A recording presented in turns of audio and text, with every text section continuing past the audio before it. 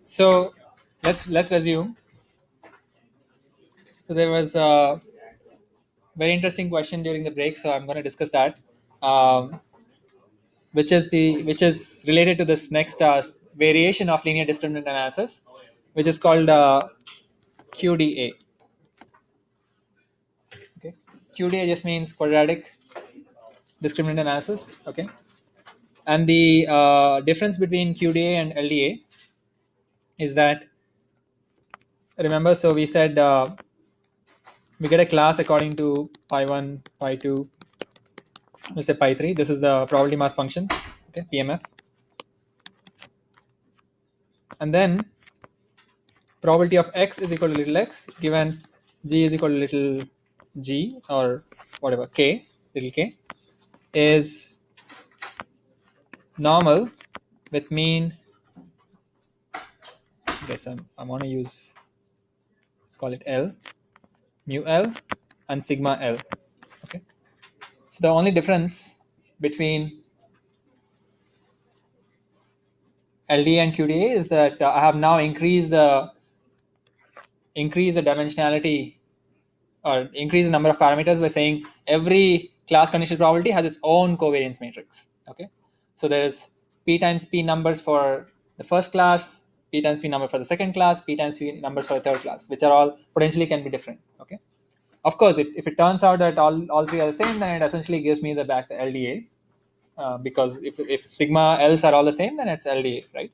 So that's the slight change. Okay, so since it has more parameters, it can, in fact, what happens is it will give you quadratic decision boundaries, which look like curves, which look like ellipsoidal curves, which just means, let's say there is boxes and circles. Okay, you will get a decision boundary which looks like this. Okay, which is like a parabola. Okay.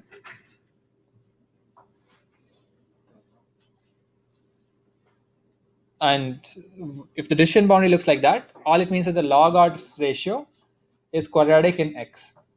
Okay, so it's something like a, this feature space is anyway x1, x2, right? So x1, x2, it's like a two-dimensional feature space. I'm just saying that your decision boundary is quadratic in X, so it can be like curve, circle, whatever. Okay.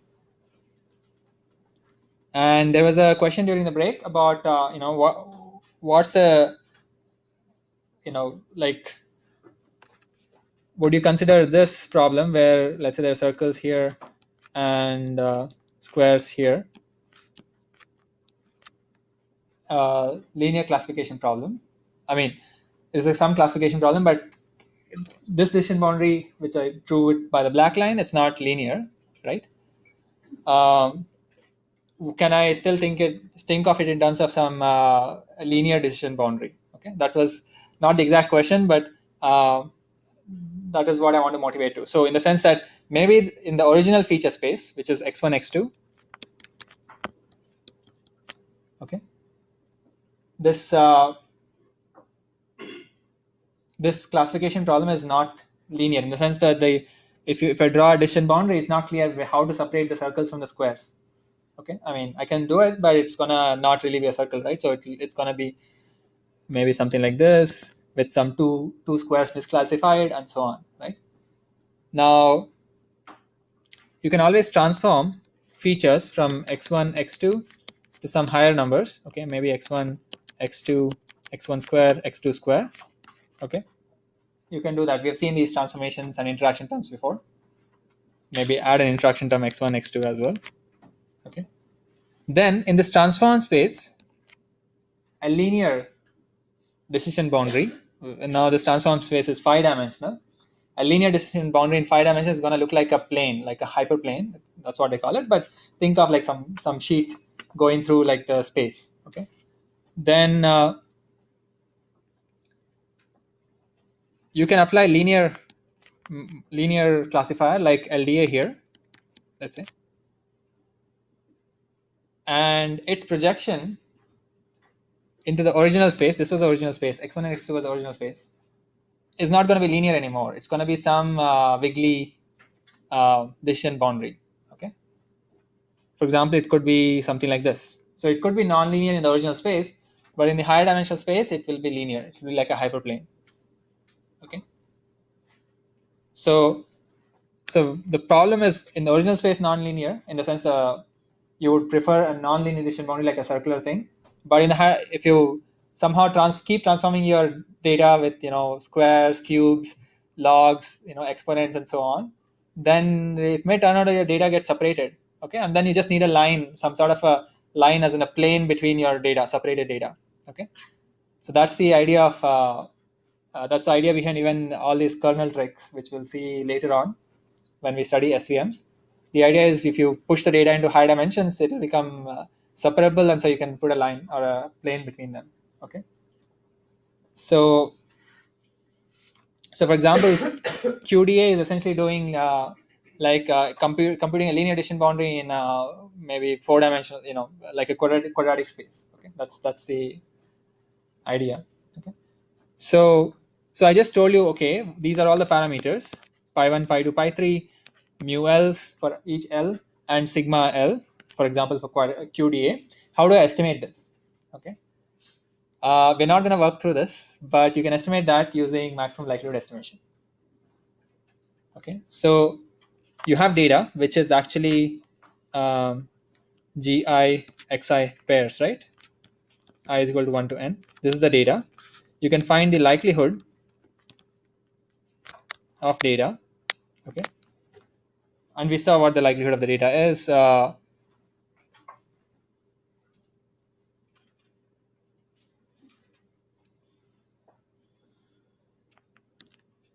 Where was that? I mean, these are the conditional probabilities, but you can look at the joint probability of, see the numerator. So numerator on this equality, right, is the probability of x given g is equal to k times probability of g is equal to k, right? The numerator. That's nothing but the probability of x is equal to x, comma, g is equal to k. Which just means that the joint probability of x taking a value little x and g taking a value little y. Okay. So I just told you numerator g is equal to k is given by pi1, pi2, pi k, one of them, which are parameters. And probability of x is equal to x given g is equal to k is normal. Okay. So you know the joint distribution, parameters of the joint distribution. So you just do the same thing, multiply across data, take the log. You will see that it will essentially be some messy objective, but turns out that if you solve the maximum likelihood estimation problem, you will see, for example, an estimate of the first class. Okay, let's say we have this three class problem, and it's essentially dogs, cats, and foxes. Then the probability of the first class is the number of dogs divided by n. Okay, and similarly, number of cats divided by n, number of foxes divided by n. So it turns out that it's very similar to my warm-up example from the beginning part, where we had the mean estimate is just the average of the numbers, right? So it's some pies are like this, and similarly, mu hat L for any class being dog, cat, or fox also has some expression, but is it important? Where is it? Yeah, I mean, in fact, it is simple. So let's see. The sum over all the data points such that is dog. Let's say all the observations related to dog of what of xi, and then times 1 by number of dogs. So all I'm saying is the estimate of your mean is just very simple. It's going to be, and because of the normal distribution assumption. The warm-up example was kind of a prelude to this. So you look at your data, drop the rows corresponding to foxes and cats. So you only have dogs left. Okay, so each dog has this feature vector x's. Take the average of those feature vectors. Okay, that's the mean, mu hat L. What's the difference between this and the warm-up example? Warm-up example did not have this, given dog. It was just a mean of the realizations of normal distribution. Here it's just mean of the realization of normal distribution given that they were dogs.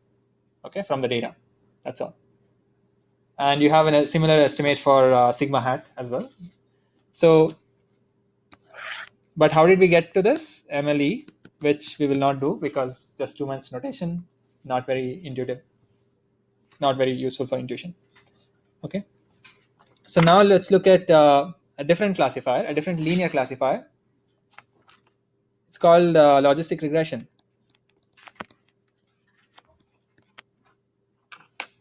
How many of you have seen logistic regression for the nth time? Few of you have seen it for the nth time, which means that you'll get bored.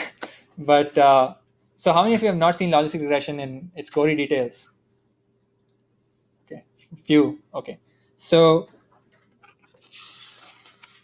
let's see what logistic regression does. So the logistic regression model says that the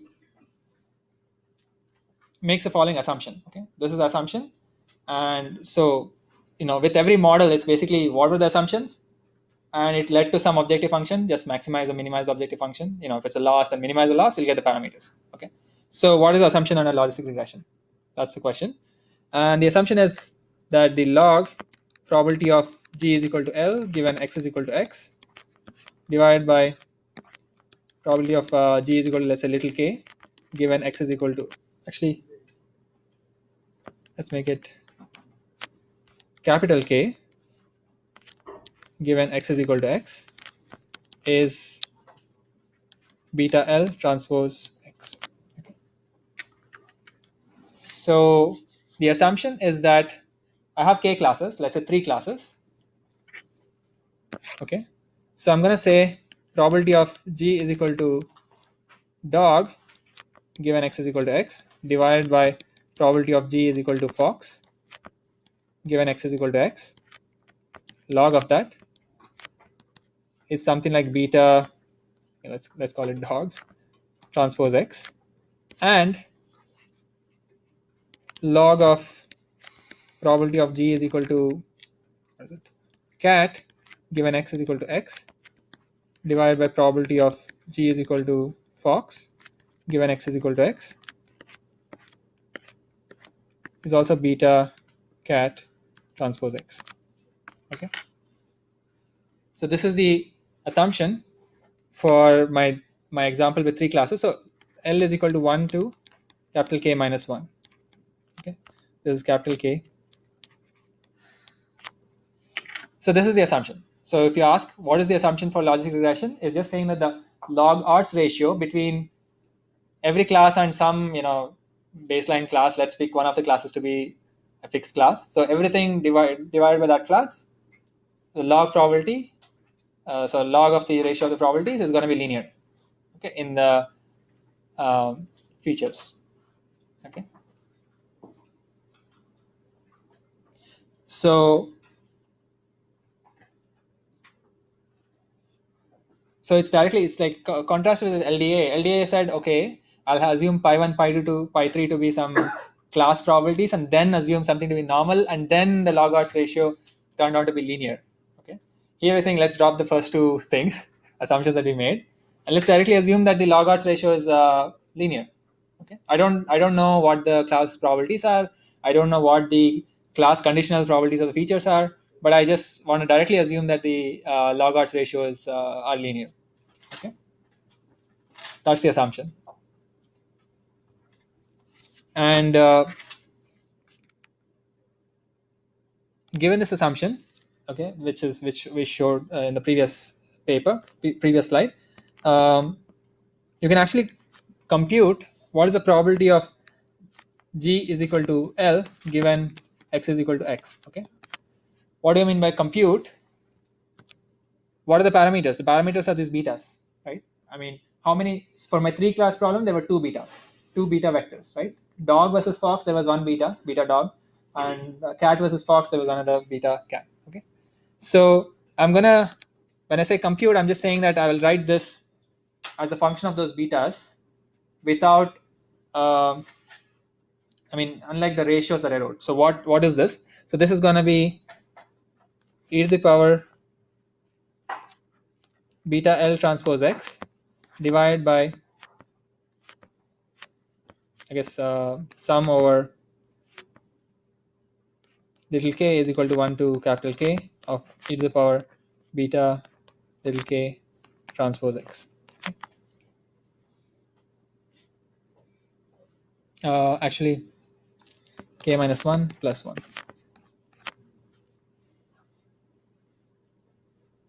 Okay, so if you want, I in the previous slide I said the logistic regression assumption is that the log odds ratio is linear. It's as good as saying it's equivalent to saying that the conditional probability of any given class given the feature is related in this way for each class L is equal to 1 to k minus 1. And why k minus 1? Because the sum of these conditional these probabilities of my prediction, they sum to 1. So I don't have to tell the probability that g is equal to capital K, because if I tell you what the probability of g is equal to 1, g is equal to 2 is, then probability of g is equal to 3 given x is the 1 minus the previous two probabilities, right? So that's the only nuance with like why k minus 1. But otherwise, this is essentially the same assumption as before. And why is that? You can just take the log to the right hand side, which means that both sides apply the exponent operator. I mean, just multiply the exponent function, or multiply but apply the exponent function. Then log and exponents cancel on left hand side. Right hand side you have e to the power beta L transpose x, right? And you can use the idea which I just said. Some of the probabilities have to be equal to 1 to get this denominator. Okay, so this is the assumption under logistic regression. Okay, so just like LDA, the classification decision boundary is going to be linear. So like in this, let me just draw the two class classification problem just so that this decision boundary is going to be linear. Okay, it's going to be some beta, the first class, let's say beta 1 transpose x is equal to 0. Okay, these dashed lines, I mean, and now I boldfaced it, but this line is all the x's in my two-dimensional space, x1, x2 space, such that beta transpose x is equal to 0. Okay, where the log odds probability, log odds is equal to 0. If you remove the log, it's like the probability is 1, which means that I'm not sure which probability I belong to, because the sum to 1 and the ratio is 1 means each one is 0.5, 0.5. Okay, that's what I think earlier somebody said. Okay.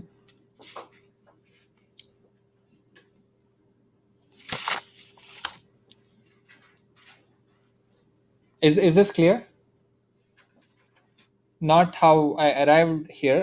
I arrived by just taking e to the power on both sides and summing up the probabilities. Okay, I mean, because each one is like only this term is not known.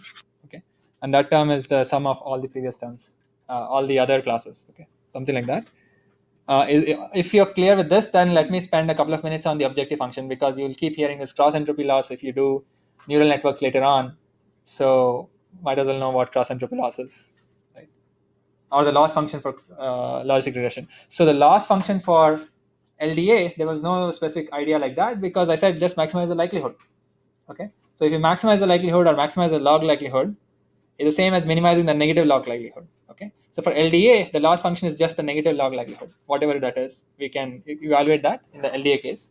Here, I'm going to specifically tell you what the loss function is. Okay, because you cannot really say anything about the likelihood, because I've only told you the conditional probability of the class given the feature.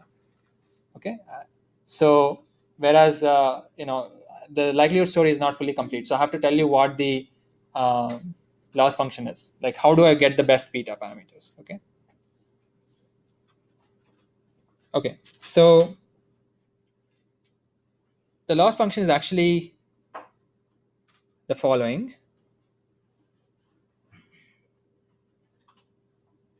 which is sum over n observations, I is equal to 1 to n. Okay, that's my n observations that I have for classification, times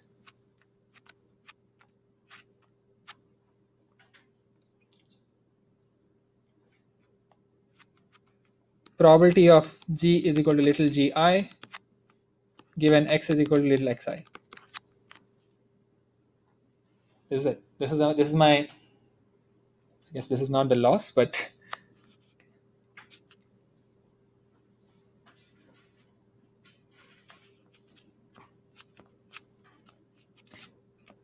Okay, minus log. Didn't want to write it, but minus log of this is the loss function for logistic regression. Okay, so if you kind of really ignore the minus and log, so you have this thing which is the conditional probability of class is equal to gi given x is equal to xi. Okay, this term we just from above, this is a function of, this term is a function of beta 1, beta 2, all the way to beta k. If there beta k minus 1. If there are k classes, then there are k minus 1 p dimensional vectors. Okay, so this whole thing is a function of these parameters. Okay, this set of parameters. There are k minus 1 times p numbers there, and those are the numbers I'm adjusting to maximize, I guess, minimize this loss function. Okay,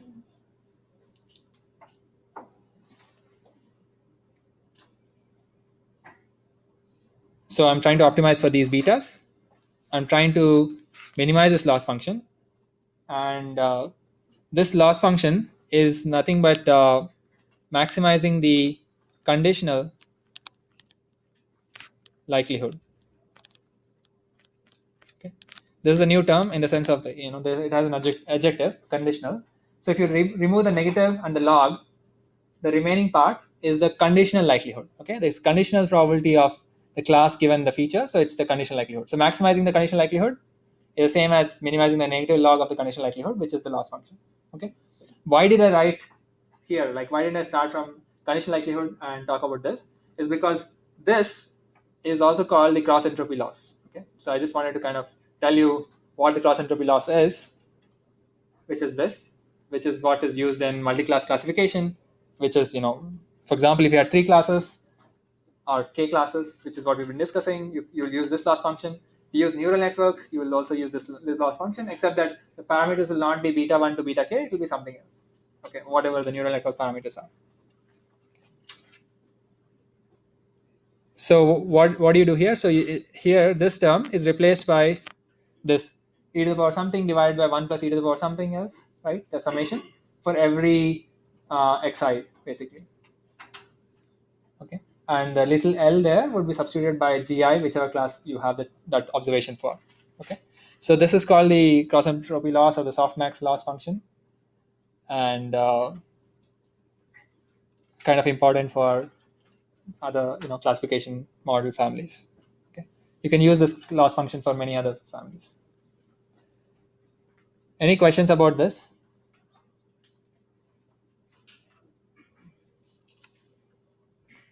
So it turns out, so the nuance, so I'll just add one I guess remark here, that when you have a 2-class classification problem, okay, there is only one beta vector that you want to find, right? So here is an example, right? So this I just need to find beta 1 because there's no need for a beta 2 for the second class, right? Because if k is equal to 2, then I only have one linear assumption. Beta 1 is only needed, right?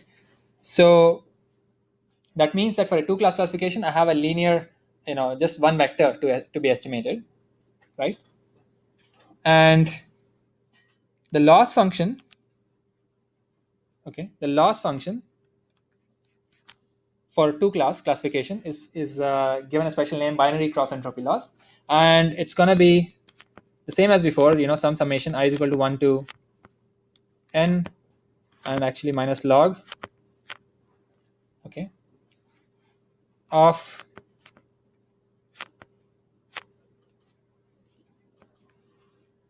the probability of g is equal to the first class given x is equal to xi times, I'm going to use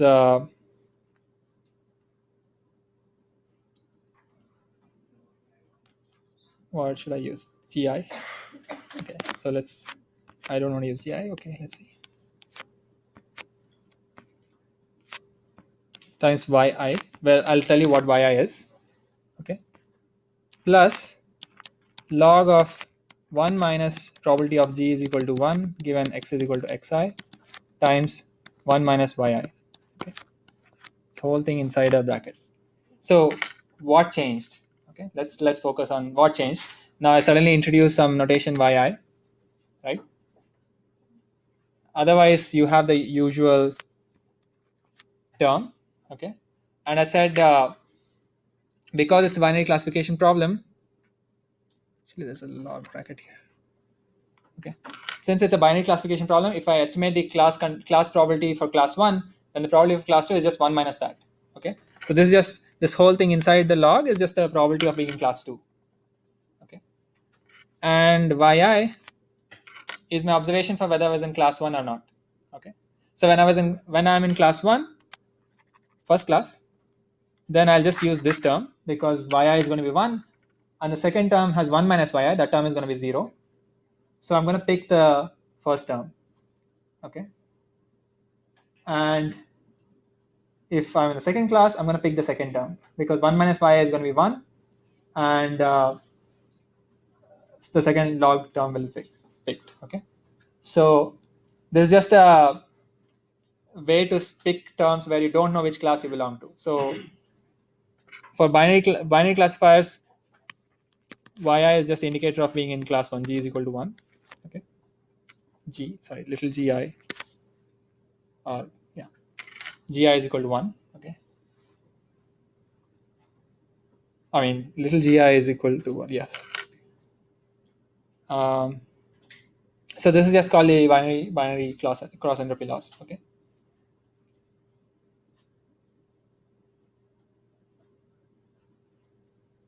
And actually, there's another version that people also see, which is sum over I is equal to 1 to n minus, that part is just so that I talk about loss function. And also sum over j is equal to 1 to k. Okay, let me just use k is equal to 1 to k. Little k is equal to 1 to k of y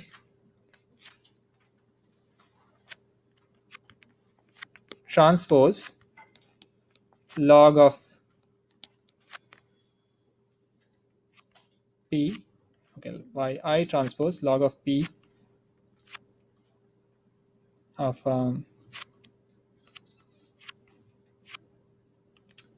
my predictions. Let's call it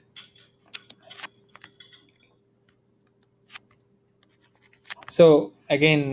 What is this? So the sum over n is fine. That's just, I have n observations, right? So that's okay. This is just a short form for saying, think of my classes. I have 3 classes. Now again, let me go back to the regression example. Let me one hot encode it, as in like dummy variable for the first coordinate being indicator of whether it's in the first class, indicator being the second class, indicator being the third class. Okay, in this case, k classes. Actually, this transpose is not needed. This summation is not needed. So yi is that 3. Let's say in our 3 class problem, yi is the 3-dimensional vector where only one coordinate is 1. Okay, and whichever coordinate is 1, the log pi is just picking that coordinate's loss value or this probability value. Okay, so just think of this pi as like my estimates. So these are like this term here.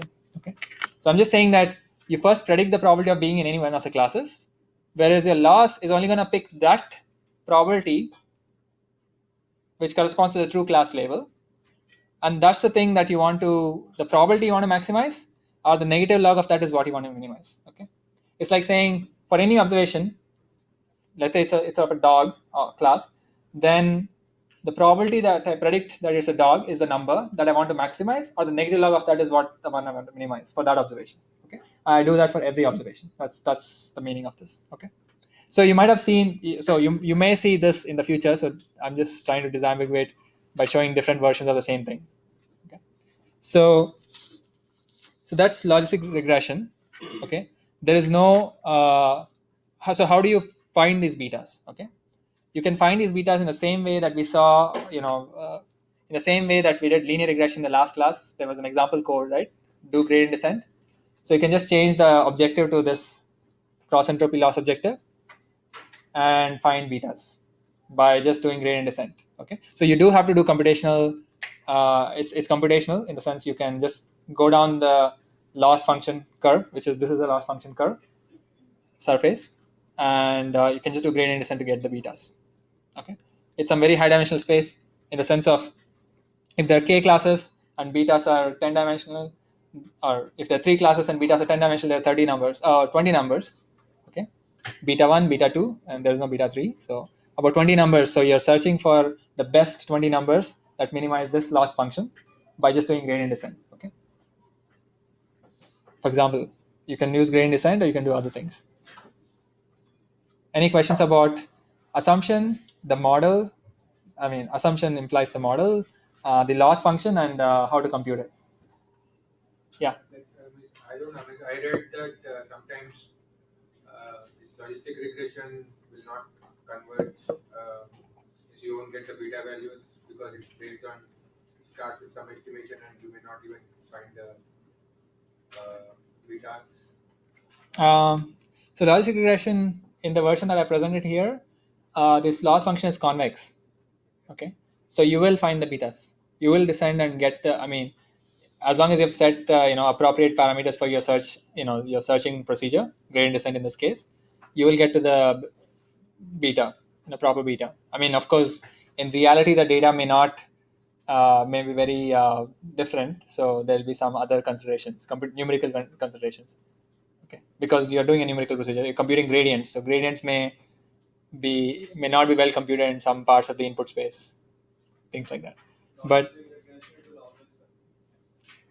yeah, I mean, in the sense it's a convex. I mean, the loss function is like a ball. Just like you remember ordinary least squares, it was like a ball, right? You just drop a coin or drop water, it'll go to the bottom. So basically, it's a ball like a loss surface here.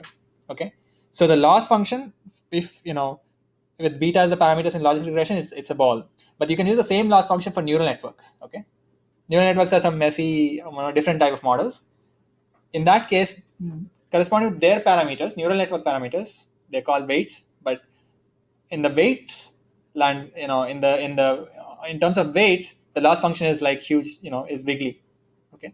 But in terms of these betas that we just wrote in the previous slide, it's a nice convex function. Okay. So the loss function can be nice, just like squared loss can be nice, but the moment you change the model from linear model to some messy like neural network regression problem, then the loss, even if it's squared, it's like a very wiggly, it'll have lots of hills and valleys. Okay, you have to just imagine how it looks like a landscape, okay, which is messy. And in what scenario do we use linear regression or logistic regression for classification? It's a popular choice for for example, in advertising, predicting click-through rates. You have millions of data points. You can't really use any complex model. You pretty much use variations of linear regression and logistic regression there, because you don't want to increase the complexity of the model class anymore, because you already have like millions of features. Okay, so you care about actually doing a very aggressive feature selection there. Okay, so your linear model is already high variance there. So in terms of like the bias variance trade-off, you want to really be even more biased. Okay, so there are situations where you want to be as biased as possible, and in fact, traditionally in finance and so on, people prefer linear models for more interpretability reasons. Okay, but at the same time, there's a caveat. Somebody was trying to interpret the coefficients for a linear model. So if you have these betas, let's say you estimated the betas, what does beta mean? Does it mean like has a is there a cause effect relationship between the independent variable and the dependent variable? I would say you cannot make such claims. Okay, so beta is essentially some sort of a correlation value between the input and the output variable given all other variables fixed. Okay, so if you really want some cause effect relationship, you need to make more assumptions, which we have not discussed so far. The version of statistics I'm presenting doesn't help you say something about something causes something else, like an input xi causes some output. Okay, like smoking causes cancer. You cannot deduce such things. You will need some more machinery. Okay, so that's the land of causal inference. So we'll get, if we have time, we can visit it later.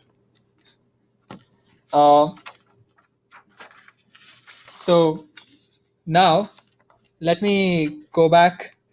So this is it. So we have seen. So this is the kind of the last-ish lecture on linear models. So we have seen linear regression quite a bit, regression problems quite a bit, subset selection, lasso, ridge regression, and ordinary least squares. We have seen regression for classification. We have seen LDA, we have seen, I guess, QDA, but that was just as a remark. We've also seen logistic regression. Now, given all these choices, and we've also seen KNN actually. So given all these choices, you want to select a model family. Whether should I go for you know should I go for KNN, whether should I go for regression, classification by regression, or should I go for maybe logistic regression models? Okay, so that problem is called model selection problem, where you're not really concerned about estimating the parameters of the model. Okay, you're concerned about picking the model class. Okay, so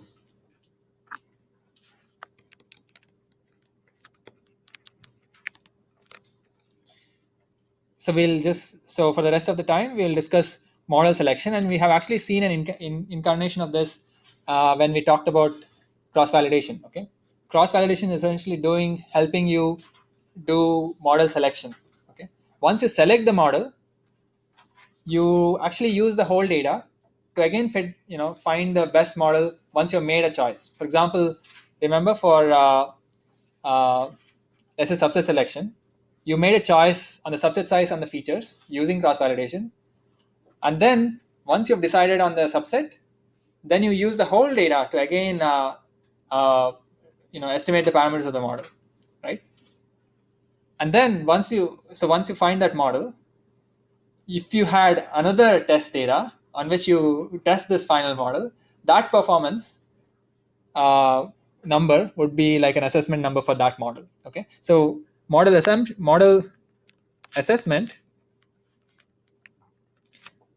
question is all about, if given my training data, I want to condense into one model, some model, and how would it perform in the future. So I want to assess the performance of a single model, like if I figure out the parameters like the beta L's in this previous section. Once I find these beta hat L's, how does it perform in the future? That's model assessment. Okay, whereas me choosing between like the logistic regression model family versus KNNs, or like SVMs and stuff that we'll see later, or random forest, that's model selection.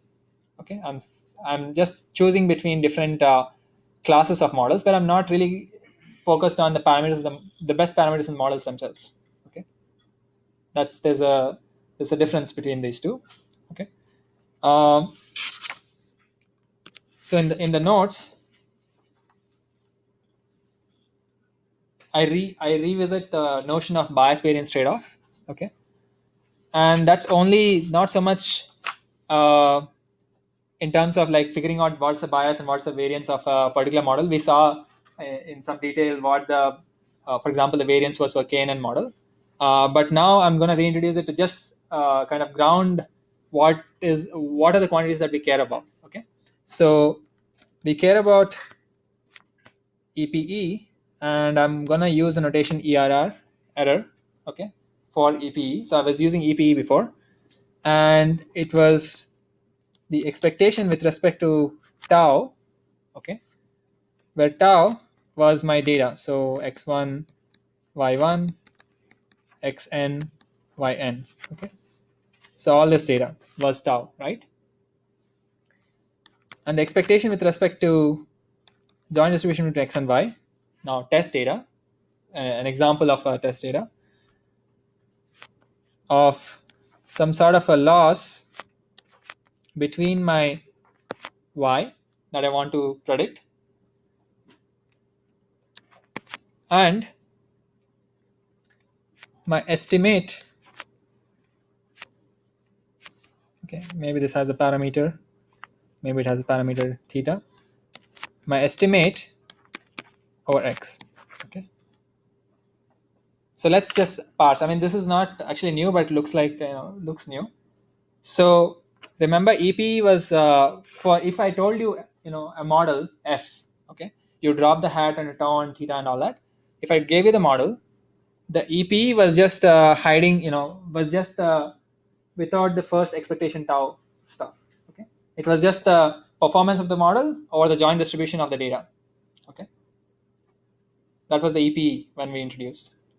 Now we said that's fine, but you can't just arbitrarily, without looking at the data, decide what f is. So let's say for a given data set, okay, for a given data set, let the corresponding model be f hat, okay, for that data set, and then we want to figure out what is its performance, okay. And further, I'm going to take an average over multiple data sets from the same joint distribution. So my data set, which is these guys, they're all from the same pxy, right? So from px1 y1, pxn yn, which are all the same, right? They're all the same joint distribution. My data is coming from the same joint distribution, okay? So this is what we had discussed 3 lectures ago. So let me start with a picture, okay? And this is a figure where let's say I only have one feature, okay, one dimensional feature, and let's say there is a true regression, the best regression model. Remember, best regression was the conditional expectation of y given x is equal to x, right? Something at every x value there is some conditional expectation of y given x, right? So let's say that is the best regression model. Now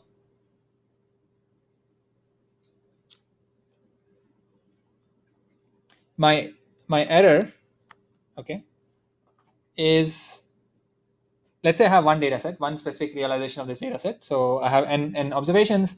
I can find a model, and that model will have a number for every x, right? So that's a model. So maybe it's like it'll make some predictions, and maybe it follows a similar pattern. So the dashed line is for a given data set, I got this model, and therefore I evaluated at every x value, I got this dashed line. Maybe I have, now think of me having another data set, okay, another n length data set. Okay, I would have gotten a different, maybe the data set may not be the same, so I might have gotten a different model. Maybe I got this dashed line, okay. Similarly, another model, another data set, another dashed line, okay. So I can have, for every realization of the data set, I can have different models potentially, okay. Now this error, or this EPE, we said it breaks down into something like irreducible error plus bias squared plus variance, right? So I want to illustrate what that means. So these dashed curves, think of their mean value, okay. So let's pick a point, this point, the mean value is this, okay. Let's say that's the mean value. So over different data sets, if I got lots of predictions at that point, take the average, okay. The bias, or square of the bias, is going to be this distance, okay, that distance from the mean to the gap between the mean from my data sets, from my model, whichever model. Let's say I pick linear model, so I'll get different linear models. I mean, this is not linear, but a different model class. But the gap from the mean to the ground truth, okay. The ground truth in this case is the true, this value, okay. And variance is gonna be, I mean, let me pick a different point here. So let's say there's a few more curves like this. Let's say this is the mean at this point. Okay, I could show it on the same point as well, but let's say this is the mean. The variance is the spread of these estimated functions. We don't care about the true. I mean, the truth one, where it is, we don't care about. Okay, it's just a spread of the estimates or different data sets compared to the mean of that across data sets. Okay, so that's the variance. And we said that ERR is just irreducible error plus bias square plus variance. The irreducible error is not being even shown here because I said the black curve is actually the conditional expectation of y given x, so it doesn't capture irreducible error. Okay, so just to kind of ground the picture. Okay, any questions about this figure? Okay, now let's come to the in practice. In practice, it's not like I have 100 different data sets. I have one data set, right? So I have one data set, which is, let's say, xi, yi, I is equal to 1 to n, from which I estimated f hat, okay, of some model family. Maybe that's a LDA model or it's a linear regression model, doesn't matter. And what I actually care about is the expectation of the loss or y comma f hat of x given the data. Let's call this, yeah, let's call it d. Okay, this is d. Okay, so given d, so d is not random anymore. So what we care about is pxy. I mean, so this expectation with respect. So this is in practice, right? So I had some data from which I computed a model, and I just want to know in the future, if my data comes from the joint distribution, how does it perform? Okay, but this number turns out is not easy to compute. Okay, it's not easy to compute unless you assume that I have data, but I also have some other data which I'll not use for my estimation. Okay, then you can maybe estimate this. So in the sense, think of, let's say I have 10,000 points, 10,000 observations, but I'm only going to consider n is equal to 5,000. So I'm going to use 5,000 observations to get f hat, and then its performance in reality, or this number over here, I'm going to estimate it by saying, okay, these 5,000 points that I never used, I'm going to use that I'm going to use those data points to estimate this. Okay, but that's an extremely wasteful way, right? So you had n data points, but so you had 10,000 data points, you did not use all of them, right? So what it turns out, so this thing that I underlined is ERR. I guess, did I use that notation? Yeah. It turns out that the underlying thing is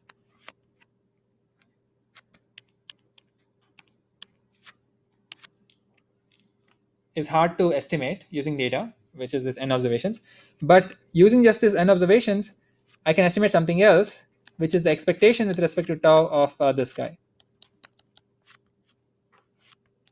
Okay. Yeah. In other words, I can estimate ERR. Okay. That's all I want to say. What I want to say is that if you had data and observations, you can actually use just cross validation, which is these n observations, to estimate something else. But what we actually care about is that other thing, underlying thing, which we cannot estimate. Okay, that's the gap. This ERR is essentially what I was referring to previously as test error and generalization error.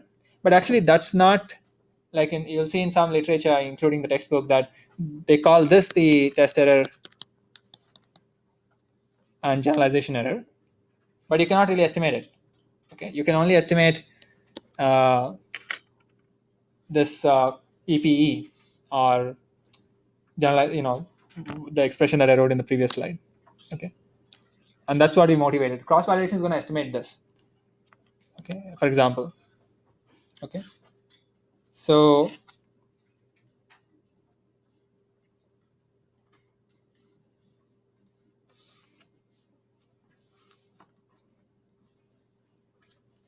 wow, we are out of time.